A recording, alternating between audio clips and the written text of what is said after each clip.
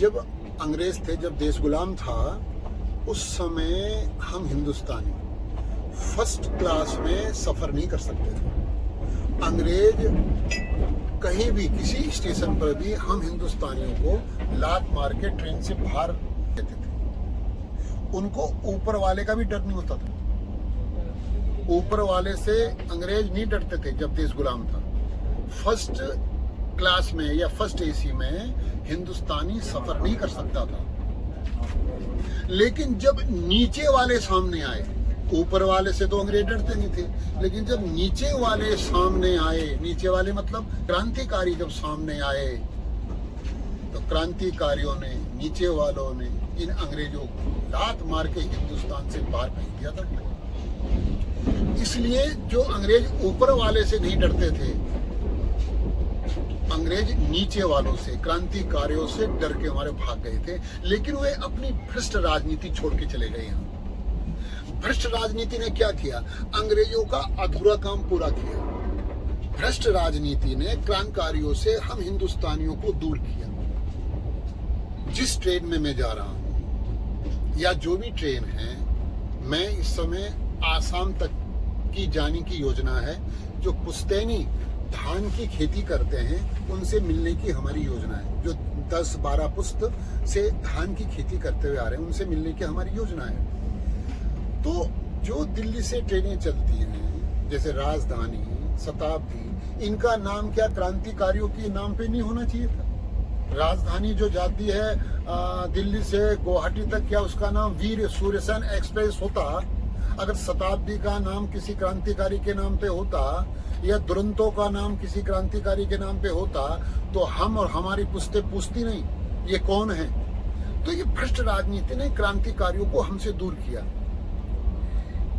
जिलों के नाम अगर क्रांतिकारियों के नाम पे होते, तो हमारी पुश्तें, हम ये, हमारे अंदर जिज्ञासा ना होती कौन है ये।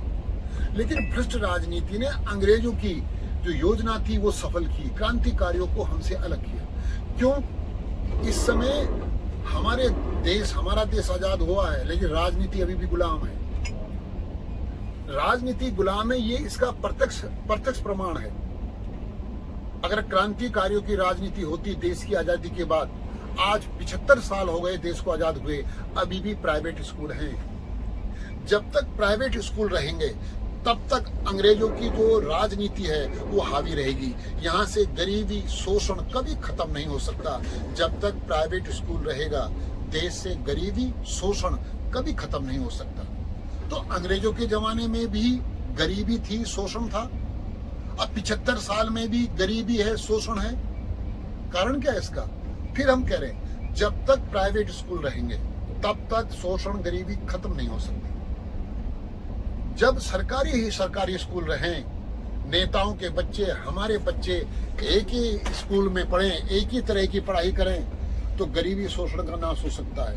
क्रांतिकारियों की राजनीति देश में स्थापित हो सकती है, लेकिन मोल की शिक्षा से नहीं, असमान शिक्षा से नहीं हो सकती। एक ये भी है इसमें कि अगर हम लोग अपने बच्चों को प्राइवेट स्कूल में पढ़ाने के लिए क्यों मजबूर हैं? क्योंकि सरकारी स्कूलों की जो शिक्षा देने का तरीका है, उससे हम संतुष्ट नहीं हैं। एक नेता ने हमसे कहा, कल हमसे एक नेता मिला, उसने कहा कि हमारे राज्य में सरकारी स्कूलों की हालत बेहतर है, बहुत अच्छी है। हमने कहा हम बेहतर तब समझेंगे जब तुम्हारे बच्चे या तुम्हारे बच्चों के बच्चे सरकारी स्कूल में पढ़ते हैं। उन्होंने कहा नहीं, जब तक नेताओं के बच्चे उनके बच्चों के बच्चे सरकारी स्कूल में नहीं पढ़ते, तब तक मत समझना देश की शिक्षा व्यवस्था ठीक है।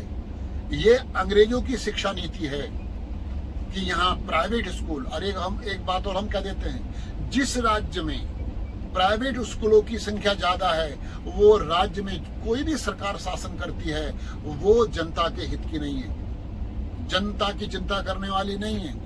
जिस राज्य में सरकारी स्कूलों की बजाय प्राइवेट स्कूलों की संख्या ज्यादा हो, इसलिए मूल यह है कि क्रांतिकारियों की राजनीति तभी देश में आएगी, क्रांतिकारियों के प्रति सम्मान तभी आएगा, क्रांतिकारियों के प्रति प्रेम तभी आएगा जब हमारे देश में प्राइवेट स्कूल बंद हो, केवल सरकारी स्कूल रहें, तो क्रांतिकारियों की यातना और बलिदान का हम सम्मान कर सकते हैं।